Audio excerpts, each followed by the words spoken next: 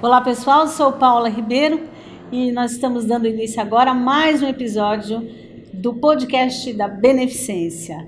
E tivemos aí a semana passada o tema sobre depressão com essa psicóloga maravilhosa, assim, nossa amiga aqui. E o tema foi tão bem abordado que nós acabamos tendo que fazer aqui a parte 2 desse episódio. E vamos dar início a esse episódio com a pergunta do nosso presidente Ademir Pestana. Eu quero agradecer a presença do presidente Ademir Pestana, nossa querida Luciana França. E o presidente fez uma pergunta no momento que nós íamos entrar ali no tema sobre depressão e luto, muito interessante. Eu precisei interrompê-los porque nós já estávamos chegando ao final, mas nós vamos retomar de onde nós paramos, porque tivemos muito engajamento, muitos comentários, e a gente está aqui de novo para prosseguir nesse assunto. Luciana, obrigada. Obrigada, mais uma vez. Obrigada, Ademir. E, presidente, a sua pergunta? Então, é uma pergunta difícil de fazer, né? Mas são situações que todos nós passaremos por ela, que é o luto, né? A perda de parentes, de pessoas queridas, né? E às vezes a gente não consegue nem avaliar o nosso comportamento, né? A gente não tem essa expectativa. Às vezes aquela pessoa é a peça fundamental da sua vida, o ponto de equilíbrio. Sim. E de repente você fica sem. Como que a gente poderia superar isso e continuar vivendo, né? Muito importante essa pergunta, e acho que eu vou poder falar de várias coisas, né? Primeiro, a gente entender que o luto é um processo natural e esperado diante de uma perda significativa. Eu costumo dizer que estranho seria a gente perder um ente querido ou algo que foi muito importante e não sentirmos por essa perda, porque a gente vai precisar de uma adaptação. No luto, nós falamos de elaboração desse processo. Nunca vai ser uma superação, porque, por exemplo, eu nunca vou superar a perda do meu pai. Uma mãe nunca vai superar a perda de um filho. Mas o que acontece é um processo de elaboração e de construção de significado, que cada pessoa tem o seu processo, o seu tempo, mas alguns recursos que podem ajudar, tanto se eu sou enlutada ou se eu estou acompanhando alguém enlutado e quero ajudar. Primeira coisa, tem um estudioso do luto, Parks, que é inglês, e ele diz: o luto é o custo do amor. Nós nos enlutamos porque nós nos vinculamos. Então, quando eu entendo isso, eu consigo entender que essa minha tristeza, minha saudade, esse tempo que eu preciso, às vezes, para mexer em objetos dessa pessoa querida, ou para não ter mais essa sensação desesperadora de que essa pessoa vai voltar, eu preciso de um tempo, né? Se eu entendo isso, muitas vezes eu deixo de me culpar por exemplo, controlar o meu luto pelo calendário. Eu não posso olhar, já faz 3 meses, faz 6 meses, porque o meu luto vai depender de como eu aprendi a lidar com as perdas. E aí vocês podem pensar, como a família de vocês trabalhava a questão de luto quando vocês eram crianças? Vocês iam para enterros e velórios de familiares? Porque isso também já vai construindo a nossa ideia de morte. Interessante isso. Se eu não vou, já tem uma coisa de que é muito ruim, é muito pesado. E às vezes a gente faz isso para proteger as crianças, mas com isso eu não permito que a criança possa se despedir, que ela entenda que aconteceu um processo de morte e que ela também consiga expressar. Porque muitos adultos vão falar, não vou chorar na frente do meu filho porque ele é criança, mas aí eu não permito que ele também chore. E fale da vai saudade. Se gerando esse conceito, né? Então, começa aí de quando eu tenho uma perda depois na vida adulta, eu entender como é que eu fui acompanhando as perdas, como é que eu aprendi a lidar com a morte. Com as perdas. Então, eu posso ter uma dificuldade de falar, de repente, com uma colega de trabalho que perdeu o filho, porque eu não sei. Eu posso falar, não vou falar porque ela vai chorar, mas o que tem? Eu posso falar, eu não sei o que te falar, eu não tenho palavras para te confortar, mas se você quiser conversar, eu estou aqui. Se você precisar falar várias vezes, eu vou te ouvir. E se eu não puder te falar nada, mas se você quiser um abraço, eu estou aqui. Então, muitas vezes o enlutado, ele sofre também pela própria perda e por essa falta de suporte social, porque nós não fomos ensinados a cuidar das nossas dores nem da dor do outro. Não. Muitas pessoas procuram a terapia porque, olha, as pessoas estão dizendo para mim que eu devo estar com depressão, porque faz 1 mês já que eu perdi minha mãe e de vez em quando eu tenho crises de choro. Mas 1 mês para uma vida inteira com uma mãe, né? Então, a gente fala que um processo natural de luto, ele vai passar sempre por um movimento que é, eu olho para a minha perda, então eu sinto saudade, mas eu olho para a continuidade da vida, que é o que a gente chama de restauração. Então, é perda e restauração. Se eu fico muito focada só na perda, então, a minha vida acabou porque eu perdi essa pessoa, aí eu tenho aqui um componente mais complicado de um luto. Se eu olho só para a vida que continua, não, isso acontece, eu não vou me permitir chorar, eu não vou mais falar. Também estou num processo que eu não estou encarando a minha dor. Então a gente fala que é esse movimento constante entre eu sinto saudade, mas eu consigo aproveitar para viver minha vida, fortalecer meus vínculos com as outras pessoas ou situações, animais de estimação que eu tenho, e esse movimento seria o esperado. Eu quero falar contigo sobre as fases do luto. Mas antes disso, te perguntar o seguinte: hoje a gente tem muitos áudios que se enviam uns para os outros. Antigamente não tínhamos, né, não dispunhamos dessa facilidade. No luto, na perda de alguém querido, olhar dentro das fases do luto. Olhar essas fotos, ouvir esses áudios, até que ponto isso é bom, em que fase isso seria menos doloroso, até que ponto isso não pode te levar a uma depressão, porque às vezes as pessoas, por alguma razão, elas mergulham nesse sofrimento e elas ficam ali alimentando isso. Eu queria te ouvir sobre isso, o que é saudável dentro do processo de luto. Sim. E o que não, o que é melhor que não seja feito para que você não piore. Cada pessoa vai ter uma forma de lidar. Então, às vezes eu tenho, por exemplo, diante da perda de um filho, uma mãe que quer manter o quarto e as fotos na casa visíveis, porque para ela precisa disso, ele continua fazendo parte do dia a dia. E um pai, por exemplo, que quer esconder todas as coisas porque ele não dá conta de ver. Às vezes até uma exigência de que a gente vai doar as roupas. Não tem certo nem errado, porque eu preciso entender qual o significado daquilo. Qual é o tempo, né?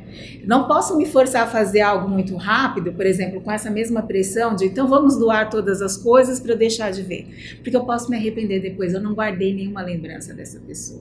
Então o que a gente indica nesses casos, né, de por exemplo ter uma divergência ali na família, né? A gente fala assim, retire, mas não doe. Deixa para pensar sobre isso num outro momento, porque pode ter um arrependimento ali. A gente teve, às vezes, de pessoas que desmontam o quartinho de bebê de uma mãe que perdeu, mas ela precisava chegar lá e ainda ver, porque não é assim. É um processo, né? É um processo, ou ela poderia fazer isso depois, no tempo dela, mas às vezes, sem saber como ajudar, as pessoas acabam atropelando os processos. Então, vejo as fotos, ouço os áudios, depende, eu não posso deixar minha vida que está acontecendo e ficar só focada nesse passado. Talvez eu poderia estar alimentando uma depressão aí. Podia estar, né? Porque eu também não tô me permitindo. Mas pode ser que eu precise de um tempo para ouvir isso. Agora, qual é o meu medo? Muitas pessoas falam, eu não quero ouvir porque eu vou começar a chorar e não vou parar. Mas por que a gente tem tanto medo, às vezes, de chorar, de expressar nosso sentimento? Né? Chorar alivia também. Em família também, né? Tanto que eu falei de uma técnica que pode ser trabalhada com a família para ajudar o processo de luto. Vamos dizer que eu tenho uma família ali e um dos filhos morre. Eu posso, num segundo momento ali, depois de 3 meses, 6 meses, isso vai depender da condição da família, mas construir coletivamente um álbum de memórias. Porque, por exemplo, se eu perdi meu irmão, eu tenho 15 anos, eu vou querer que quando, daqui a uns anos, eu tenho um filho, meu filho saiba quem foi esse tio. Né? Para que a história não morra. Isso é muito terapêutico também, porque às vezes os enlutados têm medo de falar sobre seus entes queridos e chorarem, mas no meio dessa conversa a gente vai lembrar de momentos engraçados, a gente vai rir, sempre tem aquele que diz, nossa, se ele estivesse aqui falaria tal coisa. E isso faz parte do processo de luto, porque o processo de luto é você internalizar aquilo que teve um significado e não está mais presente fisicamente, mas dentro da gente sempre vai estar presente. Uma memória, vamos dizer assim. Né? O amor, né? Mudou para dentro de você. Mudou para dentro. E isso é uma construção, porque, claro, no primeiro momento a gente não quer que tenha só essa lembrança, mas é um processo que para cada pessoa vai acontecer assim. Outra técnica que pode ajudar nesse processo também, que a pessoa pode fazer, independente de estar em terapia de luto, é o que a gente chama de uma carta de despedida, por exemplo. Pode ser que eu não pude me despedir, foi uma morte repentina, como na pandemia, as pessoas não tinham oportunidade de se despedir, e isso fez com que o luto ficasse muito complicado. Então, eu posso escrever uma carta me despedindo dessa pessoa, dizendo coisas que eu queria reafirmar, né? Porque muitos enlutados ficam com aquela sensação de que a gente tinha brigado, eu não consegui dizer eu te amo mais uma vez, e ela pode fazer isso simbolicamente. E eu posso também, por exemplo, no aniversário da perda, 1 ano, 2 anos, escrever uma carta onde eu estou dizendo como é que está a minha vida, que falta que ela faz. Isso é uma construção de sentido que, na verdade, é para o enlutado. Somos nós que precisamos ir construindo esse significado.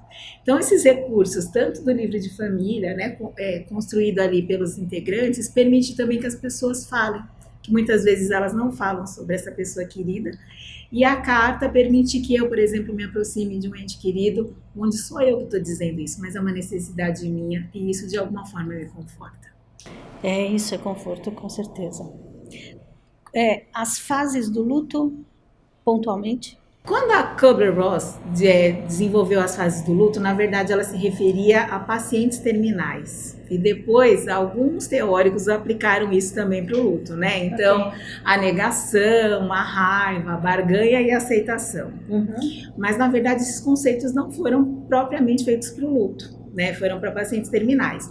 Mas, claro, o que é importante dizer, se eu considero, tanto para uma questão de terminalidade quanto para o luto, é entender que as fases não são como fases de um jogo que vão ter uma sequência determinada, né? Então, eu posso estar num dia com raiva e no outro triste, e no outro eu aceito, depois eu volto a ter raiva.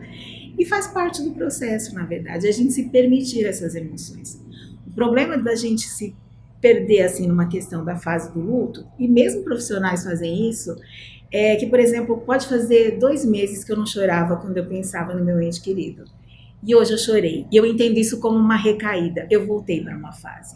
Mas não é isso, porque não são fases fechadas, quadradas, né? Sim. Cada pessoa, acho que vai fazendo uma construção de significado também, como a gente falou, das referências desde a nossa infância, como as que eu tenho a partir de agora, né? Se eu acredito, por exemplo, que ela está num lugar melhor, que ela deixou de sofrer, se eu busco replicar no mundo o legado que essa pessoa trouxe, então os valores, algo que ela fazia, essa é uma forma também de trabalhar o meu luto. Então essas fases, elas vão ficando, na verdade, muito mais mescladas e fazendo parte da vida da pessoa, do que algo propriamente que a gente possa avaliar. Como identificar o que pode ser a fuga do luto e uma atitude de resiliência, por exemplo, em relação de ressignificar aquele momento e a fuga? Como é que a gente identifica o que é uma coisa e o que é a outra? Acho que, como eu tinha falado antes, é quando a gente vê a pessoa muito num extremo, de um lado ou do outro. Uma fuga pode ser a partir do momento que eu não me permito mais falar. Não, a partir de agora, fez 6 meses ou fez 1 ano, então eu não vou mais falar sobre a minha mãe, porque isso é melhor. Isso, né? A gente não fala mais, a gente não vai entrar em contato com isso. Ou fica só, por exemplo, pro dia de finados, porque a vida da gente não é assim, de calendário, né?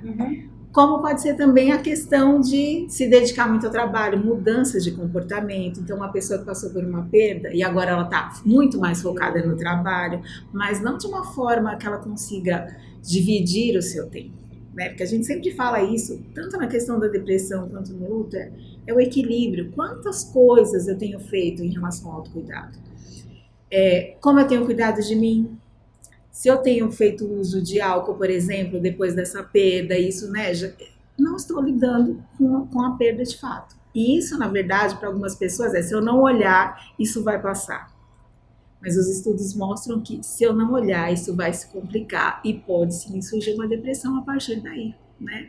Porque pode ser que eu tenha medo, como eu falei, de me vincular a outras pessoas para não sofrer, mas isso também é uma perda. Não quer dizer que eu não esteja sofrendo de uma outra forma. Qual a relação entre depressão e luto?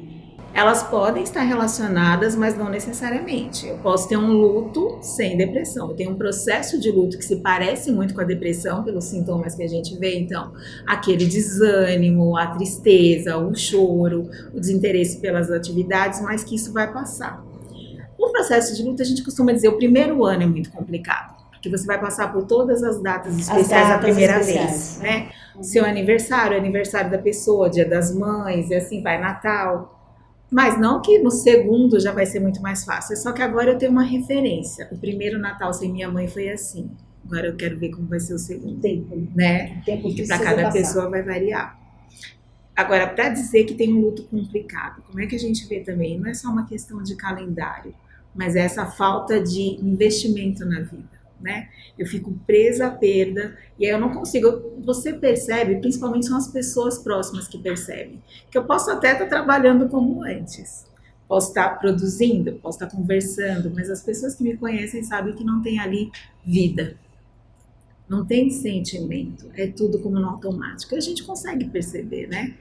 Então é isso. E aí, claro, é comparar também os tipos de perda. Eu lembro de uma mãe enlutada, num dos grupos de apoio, que ela ouviu de uma outra participante, né? Mas o seu luto deve ser muito mais difícil que o meu, porque você só tinha um filho e eu tenho 3. Então eu perdi um, eu continuo com 2. E ela falou uma frase que para mim marcou muito, que ela falou: mas todo filho é filho único. É verdade. Todo filho é filho único, ninguém vai substituir ninguém. Então, o que é, né? Que forma que a gente vai lidando com as nossas Você vai perdas? ter mais apoio, vamos dizer assim, Sim, né? Tem outros motivos. Tem os outros dois, Como né? para Quer dizer, muitas mães é isso. Preciso estar atenta porque eu tenho mais 2 do meu lado, né? Então muda nesse sentido, né? Sim. E essa aproximação, assim, né? Pessoas que gostam, vivem, mas vivem longe, né? Às vezes ficam 1 ano, 2 anos, sem ver um ente querido, uma mãe, um pai, né? Essas pessoas, assim, na hora do luto, sofrem menos. Pode ser um complicador, na verdade, do fator de luto, vai depender muito. Mas eu posso deixar de visitar mais frequentemente, porque para mim é como se eu tivesse sempre meus pais ali. Mas aí, na hora da perda, eu posso me arrepender dizendo: poxa, mas eu poderia ter tido mais momentos com essas pessoas. Não necessariamente meu luto vai ser mais fácil porque eu estava longe. A pessoa pode desenvolver alguma coisa depressiva, vamos dizer assim? Pode. Uma insegurança pela ausência nesse período, sentir isso nesse momento e falar: caramba, por que eu não pensei nisso? Por que eu não estive mais do lado? Muitas pessoas trazem esses arrependimentos, né? E a última palavra, às vezes, qual foi minha última conversa com essa pessoa? É muito difícil, né? é muito difícil você conseguir suprir tudo o que você Pois poderia é. ter feito, né? Vai sempre ficar faltando alguma coisa. Sempre. Por mais que a gente esteja presente, né? Tem também aquelas pessoas, não importa a idade, eu queria um dia a mais, não importa se tinha um diagnóstico, eu não pensava que seria agora. E eu falo que a única forma da gente dar um sentido para isso é: como é que eu vou usar essa experiência para as outras relações que são importantes da minha vida? Então, se eu não estive tão presente na vida da minha mãe, por exemplo, eu tenho estado presente na vida dos meus filhos. Eu acho que o luto pode nos ensinar muito. Costumo dizer que nós temos o costume, não sei se vocês também, mas a gente sempre marca um café com um amigo. Vamos marcar? Vamos marcar. Vamos marcar? Vamos marcar. Ninguém marca. A gente não tem tempo. Mas aí acontece a morte de um ente querido, de um amigo, no meio da semana, num horário muito inconveniente, a gente consegue ir para o velório. Então, sabe, de que forma que a gente pode usar essas experiências para estarmos de fato mais presentes? Porque eu acho que isso vai facilitar. Eu perdi essa pessoa, mas todas as oportunidades que eu tive, nós estivemos presentes, e é tempo de qualidade, são 15 minutos, mas que eu estava de fato conversando com você. E não que eu estava 15 minutos aqui, mas no celular. O que você falou? De começar a valorizar mesmo, né? Cada O próprio momento, enlutado, né? Também é receber esse acolhimento, é saber que muitas vezes no começo do processo ela vai precisar repetir essa história muitas vezes. Mas se eu estou disposta a ouvir, eu vou saber também que se eu precisar, ela vai estar disposta a me ouvir na próxima vez. Eu acho que muitas vezes as pessoas não se permitem. Eu já tenho os meus problemas, você tem o seu, mas na verdade quando a gente compartilha não fica mais pesado, fica mais leve. Sempre fica mais leve. A regra é ser autêntico, né? Pensar nas pessoas, saber disciplinar o seu tempo, né? Botar uma janelinha aqui nos smartphones para a pessoa querida sempre estar aparecendo e falar assim: ó, eu estou aqui. Para lembrar, né? É verdade. Ou então fazer um acordo, né, entre a família e se reunir no mínimo 2 vezes por ano, toda a família. Sim. Para trocar ideias, se verem, né? Então é isso. Uma vez eu vi a pessoa assim na morte da outra, né? Um desespero assim, né?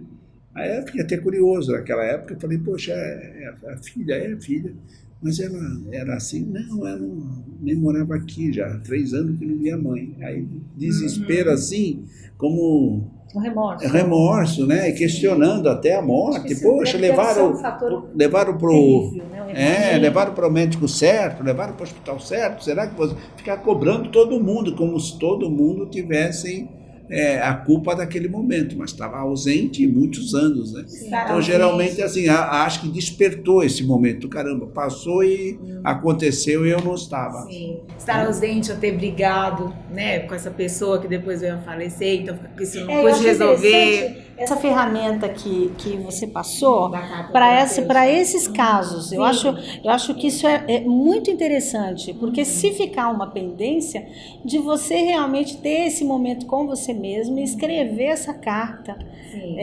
isso realmente é muito interessante. E eu preciso avaliar também se eu sou capaz de escrever essa carta, de pensar numa resposta que seja acolhedora. Porque, por exemplo, se eu sou uma pessoa muito crítica, como nós falamos no caso da depressão, eu posso escrever essa carta pedindo desculpa por uma briga, mas imaginar que a pessoa lá, quando receber, vai dizer não te perdoo. Então, por isso é importante ser humano complicado. que a gente converse com outras pessoas e, às vezes, esse recurso em casos de luto mais complicado, é importante que tenha um profissional como um psicólogo. Sim. Porque senão eu vou me castigar ainda mais depois dessa carta, né? É Qual o sentido que eu dou para isso? É verdade. E a rede de apoio nos casos de luto é tão importante que um recurso que as pessoas têm utilizado bastante são os grupos de apoio.